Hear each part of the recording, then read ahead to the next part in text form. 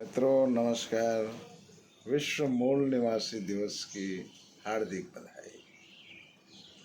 मूल निवासी जहाँ अपनी ओरिजिन से निवासरत है सुदूर जगहों पे, चाहे वो जंगल हो, चाहे वो पहाड़ हो, या सुदूर कोई गांव हो जहाँ विकास की किरण नहीं पहुंच पाई है अब तक, और अनेक असुविधाओं के बीच वो जीवन निर्वहन कर रहे हैं। अभी हम सब देखें कि शहरों में रहते हैं, बिजली सप्लाई है, तमाम सुविधाएं हैं, इर्द गिर्द मेडिकल है, अनेक खाने पीने की चीज़ों से भरी हुई दुकानें सजी हुई है, और हमें एक आध दिन बिजली गुल हो जाए, दुकानें बंद हो जाए, एक दिन शहर बंद हो जाए तो कितनी तकलीफ हो।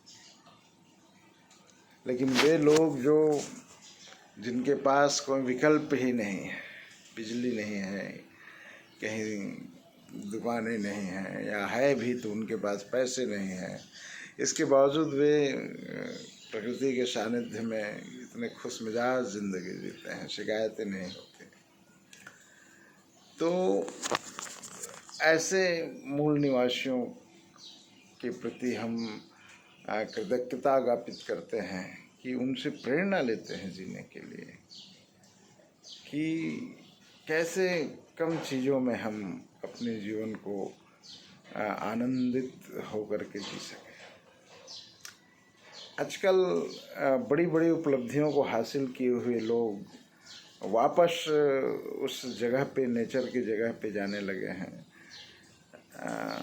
बड़े बड़े फिल्म स्टार हो, बड़े बड़े अधिकारी हो, रिटायर्ड आईएएस स्तर के अधिकारी हो, या बड़े बड़े राजनेता भी हो, ये लोग भी अब फार्म हाउस कल्चर की ओर जा रहे हैं।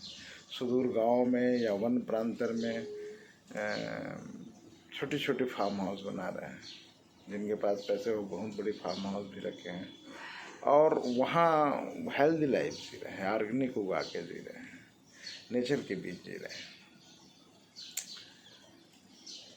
अगर ये व्यवस्था जो अभी हम कर रहे हैं उपलब्धियों को पा करके, अगर ये व्यवस्था आरंभ से रहे, या इस दिशा में हम प्रयास करें, या जो ग्रामीण अंचल है या जहाँ वो रह रहे हैं, अगर उधर ही आसपास सुविधाओं का हम विस्तार कर दें, बिजली पहुँचा दें, उनके वनोपज है या जो फसलें हैं ग्रामीण क्षेत्रों में, उनके प्रोसेस यूनिट उधर डाल दें, और स्थानीय स्तर पे लघु उद्योग की तरह उनको रोजी रोजगार की व्यवस्था कराएं, और ऑर्गेनिक खेती को हम अपनाएं, तो शहर के वाशिंदे भी हेल्दी लाइफ जिएंगे उस ऑर्गेनिक प्रोडक्ट से, और उन लोग को रोजी रोजगार भी मिलेगा।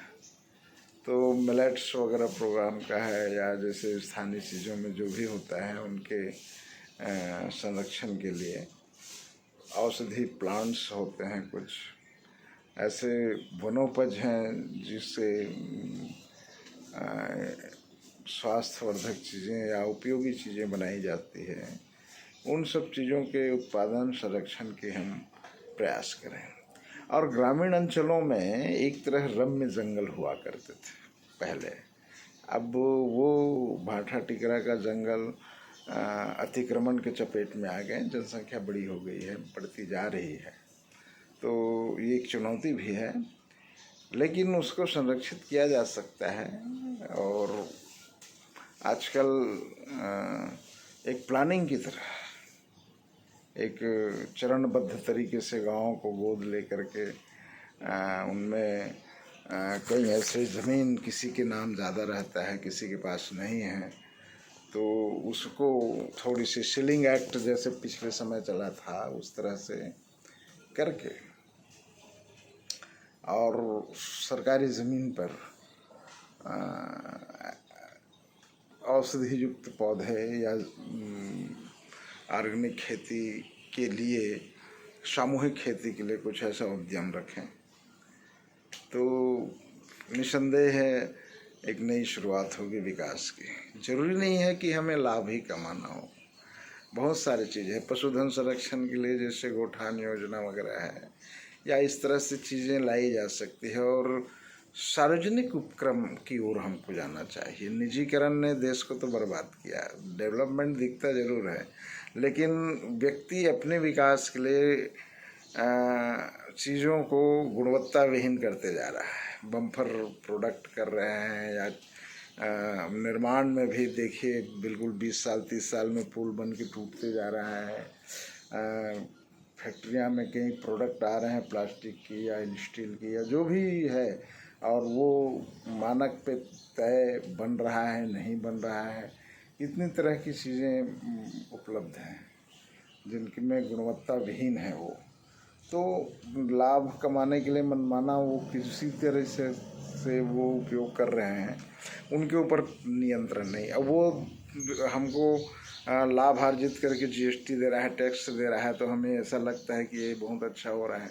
सार्वजनिक उपक्रम में वो लाभ नहीं मिल पाता, केवल वेतन देने में लग जाता है। तो सरकार का काम लाभ कमाना नहीं है, लोक कल्याण भी है। तो अभी हमारे देश में एक प्रजातंत्र है, लोकतंत्र है, बहुत बड़ी जनसंख्या है और सबको सर्वाइवल करना है। हमें वो कैपिटलिस्ट की ओर नहीं जाना है जहाँ, लेकिन दुर्भाग्य से देश ऐसा होते जा रहा है। देश की इकोनॉमी को कुछ चंद लोग चला रहे हैं, और सुदूर ग्रामीण अंचलों में या जो मूल निवासी है या जंगलों में लोग हैं, गाँव में जो लोग हैं, उनकी हालत बहुत ही अत्यंत दयनीय होते जा रहा है। रोजी रोजगार विहीन होते जा रहा है, और एक तरह से उनमें ये अराजकता आ रही कि अब हम ये सरकार बनाएं तो हमको मुफ्त में पैसे दे दें। महतारी वंदन या और किसी तरह से, या 10-10, 12-12 लाख की घोषणाएं ये तमाम पार्टियां करती है, और उनके प्रलोभन में आकर के वो अकर्मण्य बनते जा रहे हैं। मुफ्त अनाज है, ऐसे बहुत सारे स्कीम हैं, लेकिन ये बहुत ज़्यादा दिन तक चलने वाली चीज़ें नहीं हैं। आत्मनिर्भरता हमको बनानी चाहिए, लोगों में स्वाभिमान पैदा होना चाहिए, लेकिन धीरे धीरे क्षरित हो रहा है। और दूसरा व्यसन, जब आदमी कुछ नहीं करेगा और यूं ही खाने पीने की चीज़ें उनको मिलती जाएगी, तो वो तो स्वाभाविक है नशे की आदी होते जाएंगे, समय पास करने के लिए, थोड़ी मौज मस्ती के लिए। लेकिन वर्क काम करता है तो मेहनत कश लोग जो हैं वो अगर कुछ पेय पदार्थ जैसे सल्फी, ताड़ी, हंडिया या कई तरह के जो पारंपरिक पेय है, वो छीन वगैरह अगर ऐसा या मुँह में का है कहीं कहीं, तो वो शारीरिक श्रम के साथ पीते थे, उनको रिलैक्स करते थे। अब शारीरिक श्रम है ही नहीं, अब वो मुफ्त अनाज में खाए जा रहे हैं, और या तो चावल को बेच के पिए जा रहे हैं, और कुछ करना है नहीं। तो एक तरह से उनके शरीर को नुकसान होते जा रहा है। ऐसा नहीं है, स्वास्थ्य की और तमाम डेवलपमेंट की चीज़ें आई है, और लोग इतने सभ्यता की हम विकास की ओर इतने आगे बढ़े हैं, तो उपलब्धियां बहुत सारी हैं, लेकिन उपलब्धियों के साथ साथ बहुत सारी चुनौतियां हैं जो आज भी बरकरार है।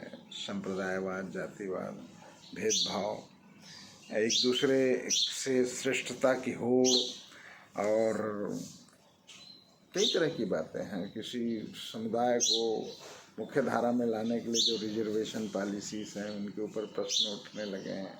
हालांकि उनकी हालात कितनी बढ़ी, कितने वो हुए सम्माननीय या मुख्य धारा में आए, इनका मूल्यांकन नहीं हो रहा है। ये देखा नहीं जा रहा है कि एक आदमी रिजर्वेशन का लाभ लिया और अच्छे जगह में आए, बढ़िया मकान बना लिया, या कहीं कुछ सम्मान नौकरी काल में उसको मिलते रहा, लेकिन उसके बाद क्या हो रहा है? उसके बाद क्या हो रहा है? क्या अन्य समाज उसको एक्सेप्टेड कर रहे हैं? तो ये भी चीज़ देखना चाहिए। अगर ऐसा नहीं है तो पुनर्विचार करना चाहिए कि कैसे हम सबको एक्सेप्टेड करें। समान नागरिकता, समान आचरण, मौलिक अधिकार, और तिरस्कार, अपमान और ये सारी चीज़ों से रहित एक हर नागरिक के बीच जो है वो कोई किसी की मौलिक अधिकार का अतिक्रमण ना करे। तो ये हमको देखने की ज़रूरत है, उनकी आवश्यकता है। तभी हम मूल निवासी दिवस की बधाई दे सकते हैं कि वो जहाँ हैं उनको सम्मान भी मिले, रोजी रोजगार भी मिले। लेकिन कभी कभी वो उनकी सोच या शिक्षा का स्तर उतना नहीं होता, भोलापन रहता है, चालाकियाँ नहीं रहती, धूर्तता नहीं रहता, तो समझ ले जाते हैं कि अरे यार ये तो औसत बुद्धि का है या बौधा है या कुछ जानते ही नहीं है, दुनियादारी का पता नहीं है। तो एक तरह से हम उसे दोयाम दर्जे की नागरिक की तरह व्यवहार करने लगते हैं। लेकिन पशुओं को देखिए, उसकी तो कुछ होता ही नहीं, बावजूद उनको बहुत प्रेम से रखे जाते हैं। कुत्ते, बिल्ली और कई पेट्स जो हैं उनके प्रति बहुत सुंदर व्यवहार किए जाते हैं अभिजात वर्ग कहें तो।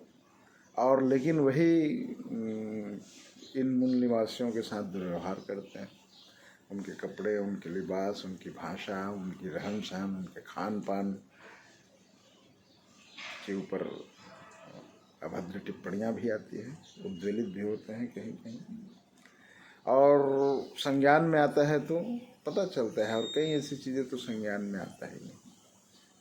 तो इस तरह से बातें हैं, और वो सब चीज़ें ना रहे तो ये सुंदर देश जो है वो हम वाकई में विकसित भारत की ओर आगे बढ़ेंगे, और इस दिशा में हमको सबको मिलकर प्रयास करना चाहिए।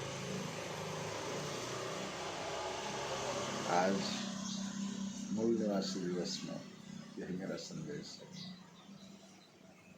जय सेवा, जय जोहार, जय हिंद, जय भारत, जय जम्बूद्वीप। सभी खुश रहें, सबका मौलिक अधिकारों का पोषण हो, और परस्पर एक दूसरे को सम्मान और आदर पूर्वक जीवन जिए। जय हिंद।